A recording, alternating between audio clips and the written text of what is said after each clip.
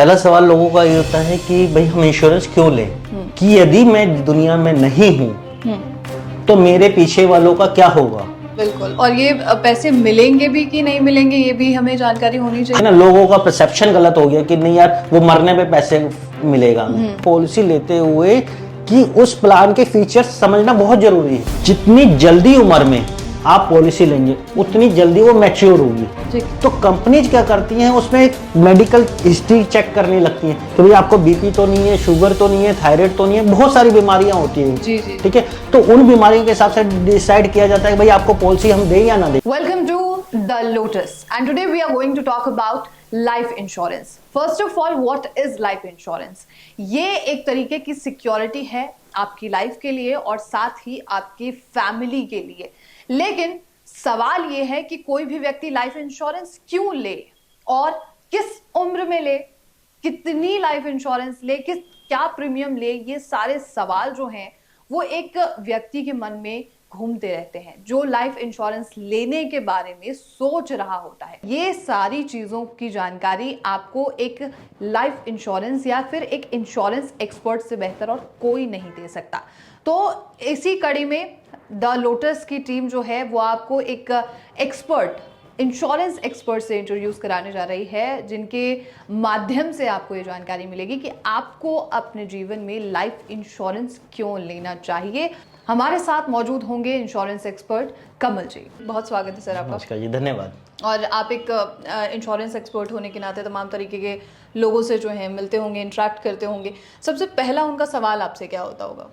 सबसे पहला सवाल लोगों का ये होता है कि भाई हम इंश्योरेंस क्यों लें, लाइफ इंश्योरेंस की जरूरत क्यों है। भाई हम पैसा खर्च कर रहे हैं, पैसा दे रहे हैं, उसके बदले में हमें कुछ मिलेगा क्या। जी। यार मैं तो जिंदा नहीं रहूंगा तो फिर मेरे को क्या फायदा।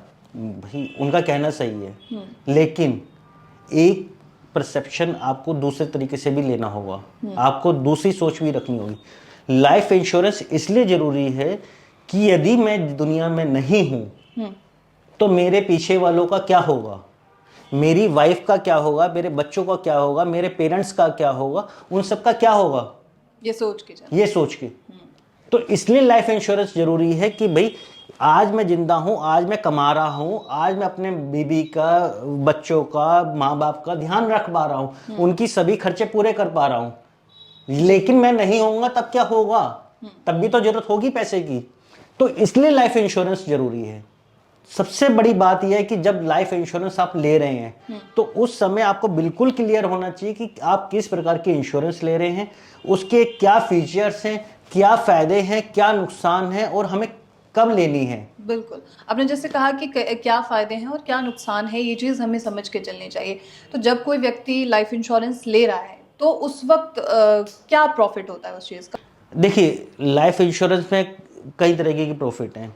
एक प्रॉफिट जो सबसे बड़ी बात है कि मैं तो कहता हूँ, देखिए व्यक्ति जिंदा रहे, अच्छी बात है, वो मैच्योरिटी ले। तो मैच्योरिटी का बेनिफिट सबसे ज़्यादा जरूरी होता है कि भाई कोई व्यक्ति मरना नहीं चाहता और ना ही कंपनी ये सोच के देती है कि व्यक्ति मर जाए। ठीक है ना, लोगों का परसेप्शन गलत हो गया कि नहीं यार वो मरने पे पैसे मिलेगा हमें, उसका फायदा हमें तब होगा कि जब हम मर जाएंगे। नहीं भाई, लाइफ इंश्योरेंस जब आप लेते हैं तो आपको मैच्योरिटी मिलती है। मैच्योरिटी कब मिलती है? यदि मान लीजिए आपने एक पॉलिसी ली 20-25 साल की, ठीक है, और 30 साल 25 साल की उम्र में ले रहे हैं, तो भाई 20-25-30 साल में आप जब वो मैच्योर हो जाएगी पॉलिसी तब आपको पेमेंट मिलेगी। और वो पेमेंट आपको ऐसे नहीं मिलेगी, आपको उस पर इंटरेस्ट मिलेगा, कंपाउंड इंटरेस्ट मिलेगा और एक अच्छा प्लान मिल रहा है आपको। ठीक है ना, इसलिए आपको इस बात का ध्यान रखना चाहिए कि पॉलिसी लेते हुए कि उस प्लान के फीचर्स समझना बहुत जरूरी है। यदि आप उन प्लान्स के फीचर्स को नहीं समझते तो आपके लिए हो सकता है कि यूजफुल ना हो पॉलिसी। तो आपको हमेशा ध्यान रखना है कि प्लान समझना है, तो और कितने टर्म का लेना है, किस कंपनी का लेना है। क्योंकि कई लोग क्या करते हैं कि भाई कुछ बोलते हैं और कुछ कर देते हैं।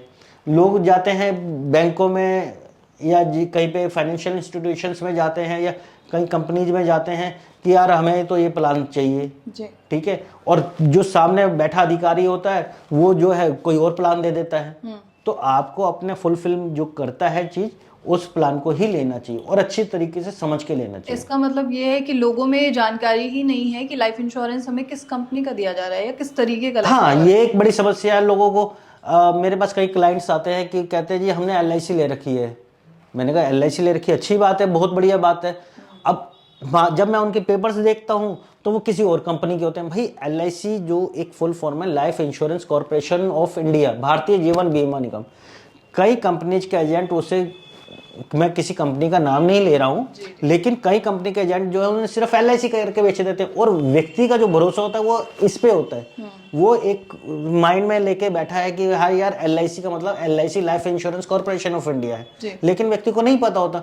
तो मैं सभी एजेंटों से भी ये मेरी रिक्वेस्ट है और सभी लोगों से रिक्वेस्ट है कि वो पॉलिसी लेते समय और देते समय उस कस्टमर को जो भी आपसे पॉलिसी ले रहा है उसे सही तरीके से गाइड करें कि आप किस कंपनी की पॉलिसी दे रहे हैं, क्या उसके फीचर्स हैं और क्यों दी जा रही है पॉलिसी, ठीक है। और जो व्यक्ति ले रहा है उस व्यक्ति को भी इस बात का ध्यान रखना चाहिए कि भाई मैं किस कंपनी की पॉलिसी ले रहा हूँ, इसके क्या फीचर्स हैं।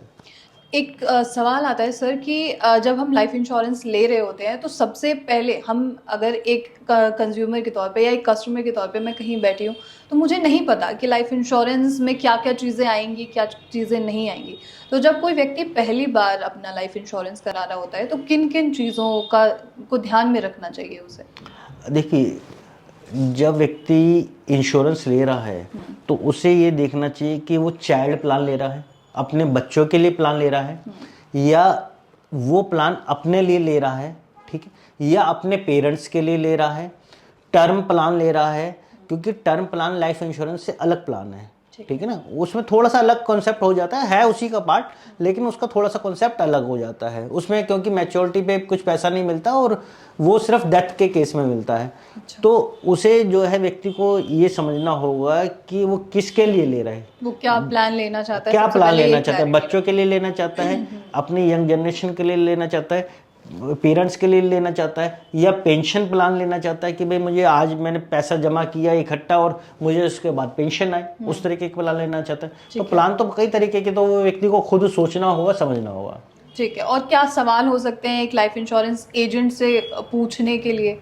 लाइफ इंश्योरेंस एजेंट से सबसे पहले आप ये पता करें कि आप किस कंपनी की पॉलिसी दे रहे हैं जी, उस पॉलिसी के फीचर्स क्या हैं, उसकी सरेंडर वैल्यू, यदि बाय चांस आपको कभी भगवान ना करे कभी आपको आर्थिक संकट आ जाता है तो उसमें आप सरेंडर करना चाहें तो क्या सरेंडर हो सकती है पॉलिसी, ठीक है ना। ये बहुत महत्वपूर्ण, ये बहुत महत्वपूर्ण है। फिर कभी आपके ऊपर आर्थिक संकट आ जाता है तो आपको क्या लोन का है उसमें प्रोविजन कि भाई मुझे आज मैं पॉलिसी भर रहा हूं तो मुझे लोन मिल सकता है, वो भी एक बड़ी सवाल है।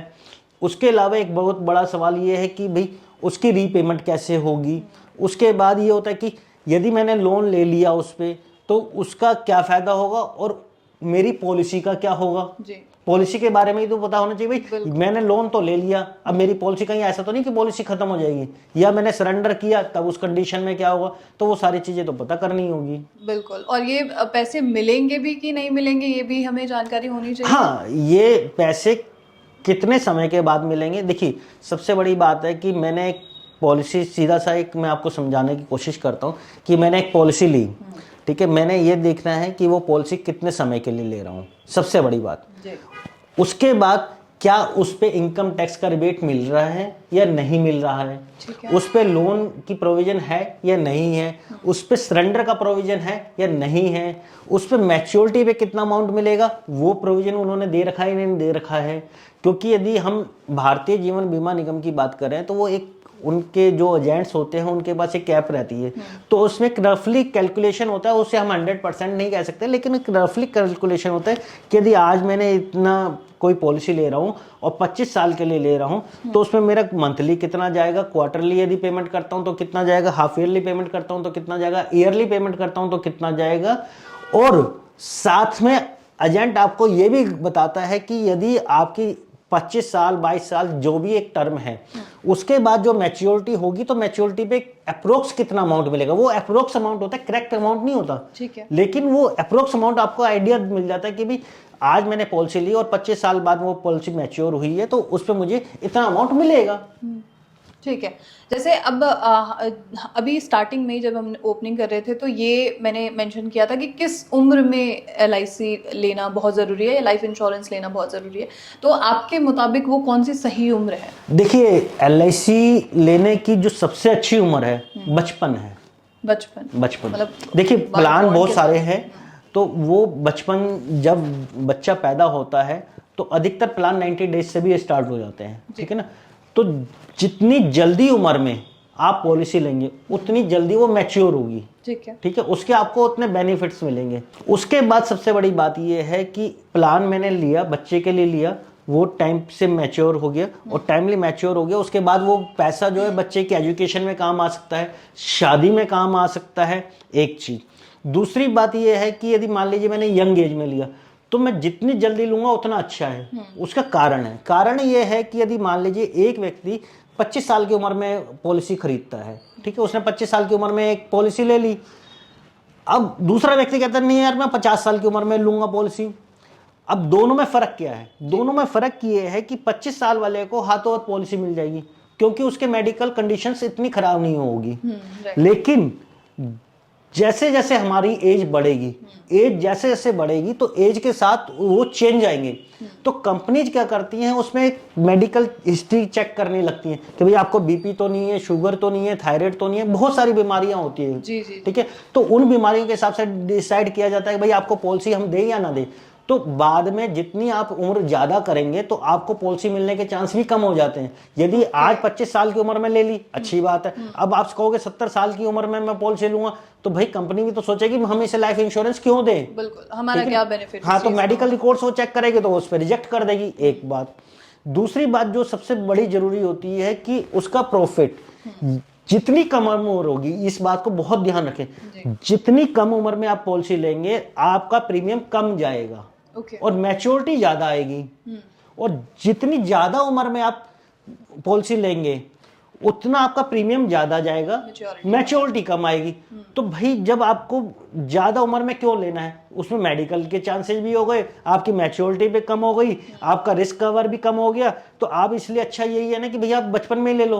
और खास करके यदि ठीक है आप यदि चाइल्ड प्लान नहीं ले रहे, 90 दिन के बच्चे का नहीं ले रहे, ठीक है आप मतलब 20-22 साल के हो जाए तब ले लो भाई प्लान, लेकिन अर्ली एज में ले लो, एक यंग एज में लो, सबसे बेहतर है। तो कितने का प्लान लेना चाहिए? प्लान कितने का लेना चाहिए, ये भी बहुत बड़ा सवाल है। इसमें एक बहुत बड़ी बात तो होती है कि देखिए मैं किसी की बुराई नहीं कर रहा, ठीक है, हर व्यक्ति ये चाहता है कि भाई मेरे को ज्यादा से ज्यादा बड़ी पॉलिसी बेच पाऊं, ठीक है, वो व्यक्ति का अपना परसेप्शन है, वो व्यक्ति उस काम को कर रहा है। लेकिन मेरा मानना यह है कि हर व्यक्ति को पॉलिसी अपने बजट के अकॉर्डिंग लेनी चाहिए। यदि व्यक्ति कहता है कि भाई मेरा जो बजट है 2,000 रुपये महीने का है, मैं 2,000 रुपये महीना पेमेंट कर सकता हूं, भाई आप 1,500 रुपये महीना पेमेंट करो। किसी कंपनी ने आपको रोक नहीं लगाई कि आप एक पॉलिसी लोगे और दूसरी पॉलिसी नहीं लोगे, ठीक है ना, आप जितनी मर्जी पॉलिसियां लो। तो इसलिए जरूरी है कि यदि आपका बजट 2,000 रुपये महीने का है तो आप 1,500 रुपये महीने की लो, जो बाकी 500 रुपये का बजट है वो आप आगे नई पॉलिसी में ले लो, ठीक है ना, ताकि आपकी पॉलिसी प्रॉपर चल पाए। यदि आपके पास कभी फाइनेंशियल क्राइसिस आ जाते हैं तो आप उस पॉलिसी को भर पाए, उस पॉलिसी का आपका नुकसान ना हो। तो इसलिए ज्यादा जरूरी है कि जो आपका बजट है वो तय करेगा कि आपने कितने की पॉलिसी लेनी है। ये एजेंट तय नहीं करेगा, कंपनी तय नहीं करेगी कि आप कितने की पॉलिसी लेते हैं, वो आपने खुद तय करना है। अब मेरा आखिरी सवाल आपसे होगा कि हर एक चीज़ में सावधानी बरतना बहुत ज़रूरी है, और ख़ास तौर पे तब जब आपके जेब से पैसा जा रहा हो। तो लाइफ इंश्योरेंस लेते वक्त किन सावधानियों को बरतना बेहद ज़रूरी है? लाइफ इंश्योरेंस लेते हुए आपको सबसे ज़्यादा सावधानी बरतने की ज़रूरत है, क्योंकि आपका पैसा बहुत मेहनत का है, ठीक है, इतनी गाड़ी मेहनत का पैसा जो है आप वेस्ट ना हो जाने दें। आपको कंपनी के बारे में पता चलना चाहिए कि किस कंपनी का आप प्लान ले रहे हैं, कितने का सम इंश्योर्ड ले रहे हैं, कितना मैच्योरिटी उसका आएगा, किस तरीके से आपने पेमेंट करनी है, मोड ऑफ पेमेंट क्या रखना है, आपने मंथली देना है, क्वार्टरली देना है, हाफ ईयरली देना है, ईयरली देना है, ठीक है। और उस पर यह ध्यान देना है कि आपको इनकम टैक्स की रिबेट मिल रही है या नहीं मिल रही, लोन उसमें प्रोवाइड हो रहा है या नहीं हो रहा है, सरेंडर यदि हम कर सकते हैं तो कितने समय के बाद कर सकते हैं, क्योंकि कई कंपनियों का 3 साल का होता है। यदि आप 3 साल से पहले सरेंडर करते हैं तो आपका पैसा 0 हो जाएगा। कुछ कंपनी का 2 साल का है और नए रूल्स के अनुसार कुछ कंपनी ने 1 साल भी रखा है। ठीक है ना। तो आपको इनकम टैक्स का भी ध्यान रखना है कि भाई आपको इनकम टैक्स का फायदा मिल जाए, लोन की यदि जरूरत पड़े तो लोन भी मिल जाए, सरेंडर की यदि जरूरत पड़े तो आप सरेंडर भी कर पाएं, और सरेंडर कितने समय बाद कर पाएंगे, उस पर कितना आपका डिडक्शन होगा वो भी आपको पता होना चाहिए। उसके बाद मैच्योरिटी, अच्छी बात है यदि मैच्योरिटी हो, और हम तो यही चाहते हैं कि भाई सब व्यक्ति मैच्योरिटी ही ले, तो मैच्योरिटी का भी एक अप्रोक्स आइडिया आपको होना चाहिए भाई कितना आपको आइडिया मतलब अमाउंट मिल जाएगा, एक बात। उसके अलावा आपको ये बात ध्यान रखने की जो सबसे ज़्यादा ज़रूरी है कि जिसे लेके डिस्प्यूट्स आते हैं, कि आपको जब पॉलिसी ले रहे हैं तो जो पॉलिसी बॉन्ड है उसके ऊपर आपका नाम करेक्ट होना चाहिए। मान लीजिए आपने एक नाम लिखा अरविंद कुमार, ठीक, अब आपका नाम एक कागज पे लिखा है अरविंद कुमार त्रिवेदी, एक पे लिखा है अरविंद और एक पे लिखा है अरविंद कुमार, ठीक है, तीनों अलग अलग तरीके, अरविंद, अरविंद कुमार और अरविंद कुमार त्रिवेदी। तो आपको ये ध्यान देना चाहिए कि जो आपके डॉक्यूमेंट्स सही हैं, जो आपका करेक्ट नेम है, वही पॉलिसी के ऊपर प्रिंट होना चाहिए, ताकि आपको या आपके नॉमिनी को इस तरीके की कोई दिक्कत ना हो। दूसरी बात, जो एड्रेस है, एड्रेस का भी आपको ध्यान देना चाहिए कि वो प्रॉपर एड्रेस होना चाहिए, क्योंकि अधिकतर कंपनियां जो है वो आजकल बॉन्ड जो है, जब से ये कोरोना महामारी खत्म हुई है उसके बाद जो है आपको बॉन्ड जो है आपके कोरियर से भेजती हैं, ठीक है, स्पीड पोस्ट से भेजती हैं। तो वो एड्रेस करेक्ट होना चाहिए ताकि एड्रेस को लेके कोई कन्फ्यूजन ना हो। नॉमिनी का नाम क्लियर होना चाहिए, जो नाम उसमें प्रॉपर है वही नाम आपके जो नॉमिनी के आईडी कार्ड्स हैं उसमें प्रॉपर होना चाहिए। एज क्लियर होनी चाहिए, भाई इतनी एज है, और जो भी कंपनी ने आपसे रिक्वायरमेंट्स की हैं कि भाई आप अपनी मेडिकल हिस्ट्री बताएं, अपनी फैमिली मेम्बर्स के बारे में बताएं, वो बहुत ज़्यादा ज़रूरी है कि ताकि आगे कभी क्लेम यदि बाय चांस जनरेट होता है तो उस समय प्रॉब्लम्स ना हो। कि जैसे LIC की हम बात करें तो LIC में आपके फादर का लिखा जाता है, भाई फादर की एज कितनी, मदर की एज कितने, आपके कितने भाई हैं, कितनी बहनें हैं, कितने बच्चे हैं, उसमें कितने लड़के हैं, लड़कियां हैं। तो वो मोटा मोटा जो एक फैमिली बैकग्राउंड होता है कि भाई ये चीज़ें हैं इनकी फैमिली में, तो वो सारी चीज़ें नोट की जाती हैं। तो वो सारे जो है बिल्कुल क्लियर होना चाहिए, और अपनी मेडिकल हिस्ट्री वगैरह के बारे में बिल्कुल क्लियर बताना चाहिए, ताकि मैच्योरिटी के टाइम पे या क्लेम के टाइम पे किसी को, आपको या आपके जो भी नॉमिनी होगा उसे कोई प्रॉब्लम ना हो। बिल्कुल, बहुत बहुत शुक्रिया आपको। चलिए, धन्यवाद।